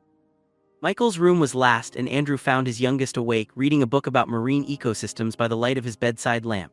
"Can't sleep?" Andrew asked quietly. Michael looked up and smiled. "Too excited, my legs hurt, but in a good way, like they're tired from working instead of just useless." Andrew sat on the edge of Michael's bed. "I'm so proud of you, Michael. What you did today was incredible." Michael set down his book, his expression growing serious. "Dad, can I ask you something?" "Anything," Andrew replied. "Are you happy?" Michael asked. "I mean really happy, not just okay or managing, because for a long time after Mom died you were just going through the motions, but lately you seem different, better. I just want to make sure you're actually happy and not just pretending for us." The perceptiveness of his youngest son, the emotional intelligence that allowed him to see past surfaces to the truth beneath, caught Andrew off guard. "Yes," Andrew said honestly, "I'm really happy, not in the same way I was before the accident because that life is gone and I can't get it back. But this life, this new reality we've built, I'm genuinely happy in it." "Are you happy, Michael?" Michael considered the question seriously as he considered everything. "Yeah," he said finally, "I'm happy. I mean, I'd still rather be able to walk normally and have Mom back. But since that's not possible, I'm happy with what we have. We're a good family, Dad. Even though everything's different, we're still good." Andrew hugged his son tightly, overwhelmed by gratitude for these three remarkable young men who had somehow maintained their capacity for joy despite losing so much. "We are a good family," Andrew agreed. "Now get some sleep. Your legs need to recover for tomorrow's therapy." 6 months later, Andrew stood in Kevin's dorm room helping his eldest son arrange furniture and unpack boxes. The accessible dorm was well designed with wider doorways, adjustable furniture, and a bathroom configured for wheelchair use. Kevin would have a single room, giving him privacy and independence while still being part of the vibrant campus community. Rachel was there too, hanging curtains while offering suggestions about optimal furniture placement. Kevin directed everyone with the air of someone accustomed to people helping him but also confident in his own preferences. "The desk needs to be by the window," Kevin insisted. "I paint better with natural light." Derek and Michael had come along to help, both of them excited to see their brother's new space even though their own college adventures were still a year away. They explored the campus while Andrew and Rachel handled the heavy lifting, returning with reports of accessible paths to various buildings and a detailed analysis of the campus dining hall's food quality. By evening, the room was set up and looked like a space where someone could actually live rather than just a collection of boxes. Kevin's artwork hung on the walls, giving the room personality and warmth. His adaptive equipment was arranged efficiently but unobtrusively. The place looked like a college freshman's room, not a medical facility, and that distinction mattered. "You good?" Andrew asked his son as the time came to leave Kevin on his own for the first time. Kevin looked around his new room, then at his family gathered in the small space. "I'm nervous," he admitted, "but good nervous, excited, ready." Andrew hugged him, holding on perhaps a moment longer than necessary. "Call us anytime for any reason, even if it's just because you're homesick or overwhelmed or want to hear familiar voices." "I will, Dad," Kevin promised, "but I'm going to be fine, we all are." Rachel hugged Kevin next, whispering something Andrew did not hear, but that made Kevin nod seriously. Derek and Michael took their turns, the three brothers sharing one of those silent communications that spoke of bonds forged through shared trauma and triumph. Then the family walked out of the dorm, leaving Kevin to begin his next chapter. In the parking lot, Andrew allowed himself a moment of overwhelming emotion. His son, who was told he would never walk again, was starting college. Living independently, pursuing his dreams, building a future, the impossible had become possible, and Andrew had learned to believe in possibilities again. Rachel took his hand, squeezing gently. "He's going to be great," she said with certainty. "They all are." "I know," Andrew replied, "thanks to you." 1 year later, Andrew and Rachel stood before a small gathering of close friends and family in the same backyard where the boys had walked their 50 feet. But this time the occasion was different. This time Andrew and Rachel were getting married. The ceremony was simple and meaningful, focused on the commitment they were making rather than elaborate productions. Kevin stood as Andrew's best man, having insisted on standing for the ceremony even though it would be exhausting. He managed the entire 30-minute event on his crutches, refusing the wheelchair that waited nearby just in case. Derek and Michael stood beside their brother, all three of them in suits they had selected together, all three of them grinning as their father married the woman who had changed all their lives. When Andrew and Rachel exchanged vows they had written themselves, there was not a dry eye in the small gathering. Andrew spoke of second chances, of learning to hope again, of building new futures from the rubble of devastating loss. Rachel spoke of finding family in unexpected places, of the privilege of witnessing impossible things, of love that grew slowly and rooted deep. They sealed their promises with a kiss as the sun set behind them, painting the sky in those same shades of gold and pink that had colored their first confession of love in this same spot. The boys cheered, along with everyone else gathered, and the celebration that followed was full of joy and laughter and the comfortable chaos of people who genuinely loved each other. Later that night, after the guests had left and the boys had returned to their respective colleges, Andrew and Rachel sat on the back porch looking at the stars.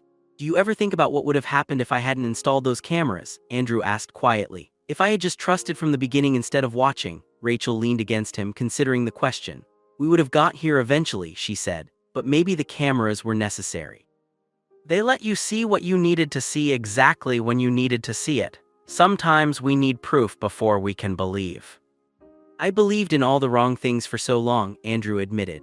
"I believed the doctors when they said recovery was impossible. I believed that loss meant the end of happiness. I believed that trusting people would only lead to being hurt. You taught me to believe differently." Rachel smiled in the darkness. "Your sons taught you that," she corrected gently. "I just helped a little. They're the ones who refused to accept impossible. They're the ones who fought for every inch of progress. They're the ones who taught all of us that limitations are not always permanent." Andrew pulled her closer, grateful beyond words for this woman, for his sons, for the life they had built from ashes.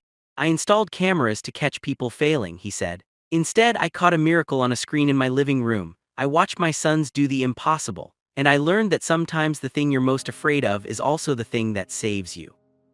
Years passed, and the story of three paralyzed boys who learned to walk again spread far beyond one family's backyard. Dr. Chen's book became a standard text in physical therapy programs. Rachel's methods were taught to therapists worldwide. Families dealing with spinal cord injuries found hope in knowing that impossible was not always final. Kevin graduated with a fine arts degree and became a successful artist whose work was featured in galleries across the country. He painted hope mostly, scenes of people overcoming obstacles, achieving dreams, refusing to accept limitations. He never forgot where he came from. Derek played wheelchair basketball at the collegiate level, then went on to compete in Paralympic trials. He did not make the final team, but the experience taught him about dedication and pursuit of excellence in ways that shaped his entire life. He became a coach, working with young athletes with disabilities, teaching them that wheelchairs were not prisons but tools that allowed them to compete and excel. Michael earned his PhD in marine biology and spent his career studying ocean ecosystems from boats and beaches, using adaptive equipment that allowed him to do field research despite his mobility limitations.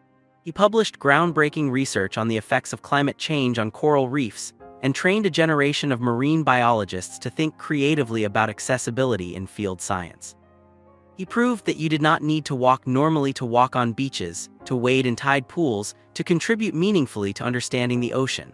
The Mitchell brothers became minor celebrities in the disability community, their story referenced often as proof that recovery was possible, that medical predictions were not always accurate, that fighting mattered. But they never let the attention change who they were at their core. They remained brothers who argued about stupid things and supported each other through hard times and celebrated each other's victories. They remained sons who called their father regularly and came home for holidays. They remained family, bound by love and shared history and the knowledge that they had survived something terrible together. Andrew retired from his financial firm at 60, wanting to spend his time on things that mattered more than money. He and Rachel traveled, volunteered, spent time with the boys and eventually with grandchildren. He never forgot the dark years after Catherine's death, the time when he thought happiness was gone forever. But he learned that tragedy did not have to be the end of the story, that new chapters could be written, that second chances were real if you were brave enough to take them. On the 10th anniversary of the accident that changed everything, the family gathered again in that same backyard. Kevin, Derek, and Michael, all now adults living independent lives, came home for the weekend. They stood at the place where they had once walked their 50 feet, remembering that day and everything that had led to it. "Do you ever wish things had been different?" Michael asked his brothers. "That the accident never happened?" Kevin considered the question seriously. "I wish Mom was still alive," he said quietly.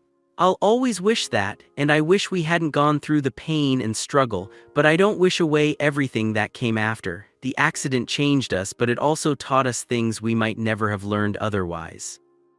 Derek nodded agreement. "We learned we're stronger than we thought. We learned that giving up is a choice. We learned that impossible is just a word people use before someone proves them wrong. We learned that family means fighting for each other," Michael added, "and that hope matters even when everything looks hopeless." Andrew listened to his sons, marveling at the men they had become. They were not the boys they would have been if the accident had never happened. That version of them was lost forever, along with Catherine, along with a whole life that had existed before one drunk driver crossed a median on a rainy night. But these versions, forged in pain and struggle and determination, were remarkable in their own right. They had earned their strength, their wisdom, their perspective on life. They knew things most people never learned about resilience and adaptation and refusing to surrender. "I'm proud of all of you," Andrew said, his voice thick with emotion even after all these years. "More than I can ever fully express." "We know, Dad," Kevin said with a smile. "You tell us constantly." "Not constantly enough," Andrew replied. That evening, as the sun set one more time over the backyard that had seen so much pain and triumph, Andrew sat with Rachel watching their family.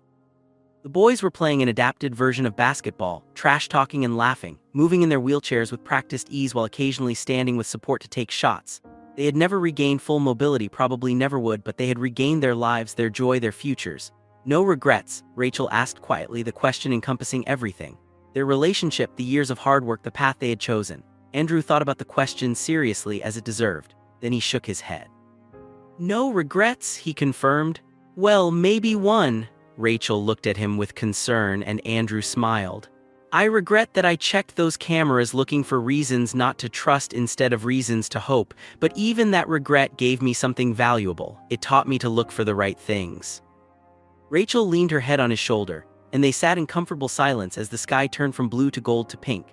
Somewhere in heaven, Andrew imagined Catherine was watching, proud of her sons, happy for her husband, at peace knowing her family had survived and even thrived in her absence. The cameras that Andrew had installed to catch betrayal had instead captured miracles. 3 paralyzed boys standing, walking, reclaiming futures that were supposed to be impossible. And in doing so, they had taught their father, their therapist, and everyone who witnessed their journey that the human spirit's capacity for adaptation and growth was limitless if given the right support, belief, and refusal to accept defeat. The cameras had captured more than just physical recovery. When Andrew went back through years of footage after the wedding, compiling videos for a documentary that Dr. Chen was producing about the boys' journey, he saw things he had missed the first time. He saw the exact moment Derek stopped being angry at the world and started channeling that fire into determination. It was during a therapy session about 8 months after Rachel started, when she had pushed him past his comfort zone and he had screamed at her that he hated her, hated therapy, hated everything. Instead of backing off or getting defensive, Rachel had said calmly, "Good, hate is energy. Now use that energy to prove me wrong about how far you can push yourself today." Derek had stared at her for a long moment, then attacked the exercise with such intensity that he exceeded his previous record by 30%. Andrew saw the moment Kevin found his voice again after months of silence. It was not during therapy at all, but during a quiet evening when Rachel was cooking dinner and humming to herself. Kevin had been by the window as always, and suddenly he had started humming along with her. Rachel had turned, surprise and joy on her face, and instead of making a big deal of it, she had simply smiled and kept humming. Kevin had joined her, and within a week he was speaking again, short sentences at first, then longer conversations. Andrew saw the moment Michael stopped being afraid. It was during one of the early standing exercises when Michael's legs had buckled and he had fallen. Rachel had caught him, but the fear on Michael's face had been profound, the terror of being hurt, of regressing, of losing what little progress he had made. Rachel had sat on the floor with him and said something Andrew could not hear on the footage, but whatever it was had made Michael nod slowly. The next time his legs buckled, Michael had laughed instead of looking afraid, and Rachel had laughed with him. These moments, captured accidentally by cameras installed for very different purposes, showed the real work of recovery. Not just the physical exercises and the muscle development, but the emotional and psychological healing that had to happen alongside it. The boys had to learn to trust again, to hope again, to believe that effort mattered. Rachel had facilitated that healing not through some revolutionary medical technique, but through consistent presence, genuine care, and unwavering belief in their potential. The documentary, when it was finally completed, did not focus primarily on the walking. That was the dramatic climax, the moment that would draw viewers in, but the real story was about the daily choice to keep trying despite overwhelming odds. It was about a father learning to be present instead of just providing. It was about a caregiver who saw people instead of patients.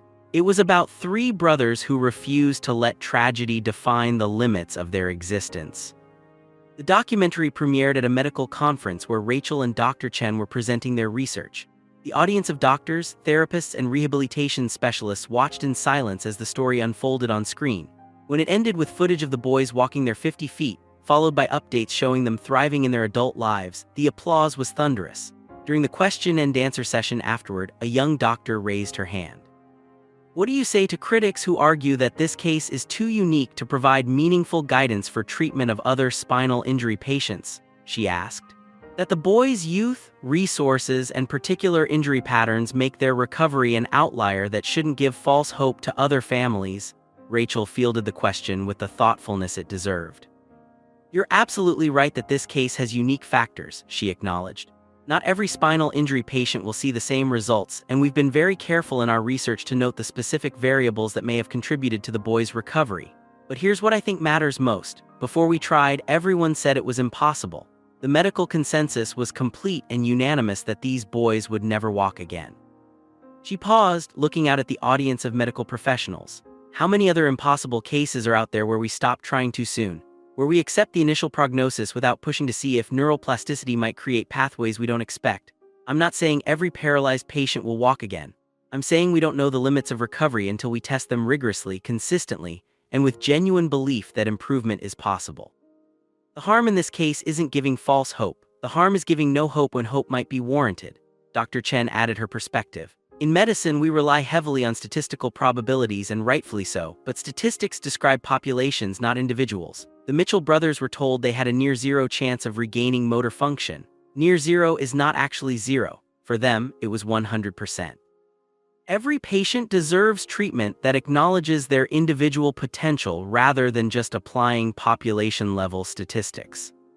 The documentary went on to win awards at film festivals, was picked up by a major streaming service, and was viewed by millions of people worldwide. The Mitchell family received thousands of messages from families dealing with spinal injuries, some sharing their own stories of unexpected recovery, others asking for advice, all of them grateful to see proof that fighting mattered. Andrew and Rachel responded to as many as they could, always emphasizing that their son's recovery was not guaranteed for everyone, but that hope and effort were never wasted regardless of outcome. Kevin started a foundation that provided grants to families who could not afford intensive physical therapy for children with spinal injuries. The foundation was named after Catherine, honoring the woman whose death had led indirectly to insights that might help other families. Derek developed a training program for physical therapists wanting to specialize in working with spinal injury patients, incorporating Rachel's methods with traditional approaches.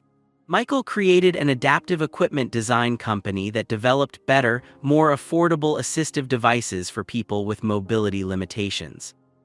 Each of them took the pain they had experienced and transformed it into something that helped others, understanding that suffering could either break a person or forge them into someone capable of tremendous compassion and contribution. They chose the latter. And their father had never been prouder. On the 15th anniversary of Rachel joining their family, Andrew organized a surprise celebration. Everyone who had been part of the journey was invited. Margaret, who had taken over as primary therapist and had become a close family friend, Dr. Chen, whose research had been validated and expanded, the boys' former teachers who had adapted curricula to meet their needs, teammates from Derek's basketball league, colleagues from Michael's research institution, gallery owners who had launched Kevin's art career. The gathering filled the house and spilled into the backyard, now landscaped with accessible pathways that allowed easy navigation for people using wheelchairs, walkers, or crutches. When Rachel arrived, genuinely surprised by the crowd gathered in her honor, she was overwhelmed with emotion. Andrew took her hand and led her to the center of the backyard where a bronze plaque had been installed in the ground, marking the spot where the boys had completed their 50-foot walk. The plaque read, "On this ground, impossible became possible. 3 brothers walked, a family healed. May all who pass this place remember that limitations are not always permanent, that hope is not foolish, and that belief in human potential can create miracles. In honor of Rachel Donovan Mitchell, who taught us all to see possibilities instead of obstacles." Rachel read the plaque through tears, then turned to embrace Andrew, the boys, and everyone gathered. "I'm just one person," she protested. "This was never about me." "No," Kevin said, stepping forward with his crutches. "It was about us." "But you made it possible. You saw us when everyone else saw broken kids. You believed when we had stopped believing. You fought for us when we were too tired to fight for ourselves. That matters, Rachel, you matter." Derek and Michael nodded agreement, and then the entire gathered crowd applauded, recognizing the woman who had changed not just one family but countless others through her refusal to accept impossible as final. The celebration continued into the evening, filled with stories and laughter and the kind of deep joy that comes from shared purpose and meaningful connection. As the party wound down and guests began departing, Andrew found himself alone with Rachel on the back porch once more, their favorite spot for important conversations. 15 years, Rachel marveled. "Has it really been that long? Feels like yesterday and forever ago at the same time," Andrew replied. "I still remember the first day you walked into my office. I was so skeptical, so sure you'd fail like everyone before you." "I almost did fail," Rachel admitted quietly. "Those first few weeks were so hard. The boys were shut down, you were distant, and I kept questioning whether I was helping or just setting everyone up for more disappointment." Andrew turned to look at her fully. "What kept you going?" Rachel thought about the question. "My brother," she said finally. "I kept thinking about him and how I couldn't save him, couldn't convince him his life was still worth living. I couldn't fail another family the way I failed mine. So I kept pushing, kept trying new approaches, kept believing even when I wasn't sure I should. And then I started seeing small signs of progress, and that fueled me to keep going." "I never properly thanked you for giving me back my family," Andrew said, his voice thick with emotion even after all these years. "For giving me back myself, really. I was just going through the motions before you came, just surviving, not living. You taught all of us how to live again." Rachel took his hand, their fingers intertwining with the easy comfort of long partnership. "You gave me a family too," she said softly. "I was alone before I met all of you, defined entirely by my work because I was afraid to be vulnerable enough to build real relationships. You and the boys taught me that loving people is worth the risk of losing them." They sat in comfortable silence, watching the stars emerge in the darkening sky. 15 years of shared history, of challenges overcome, of love that had grown from professional respect to genuine family bonds. The cameras that had started this whole journey were still installed throughout the house, though Andrew rarely checked them anymore. They had become simply part of the home's security system rather than tools for surveillance. But occasionally, when something important happened, Andrew would save the footage, building a video archive of his family's life. He had footage of the boys bringing home their first report cards with good grades post-accident. He had footage of Derek's first wheelchair basketball game. He had footage of Michael's high school graduation speech about adaptation and resilience that had left the entire auditorium in tears. He had footage of Kevin's first art show opening, where strangers had bought his paintings and praised his talent without knowing his backstory. These moments, captured not through paranoia but through a desire to preserve precious memories, told the story of a family that had survived something catastrophic and chosen to thrive anyway. As the night grew late and they prepared to go inside, Rachel paused at the door and looked back at the backyard, at the plaque gleaming faintly in the moonlight, at the space where so much pain and triumph had unfolded. "Do you ever wonder what would have happened if you hadn't installed those cameras?" she asked. "If you hadn't seen the boys walking that day, if we had told you in our own time?" Andrew considered the question. "I think we would have gotten here eventually," he said. "But maybe the cameras were necessary. They let me see the truth when I was too hurt and too scared to trust what people told me. Sometimes we need proof before we can believe in possibilities again."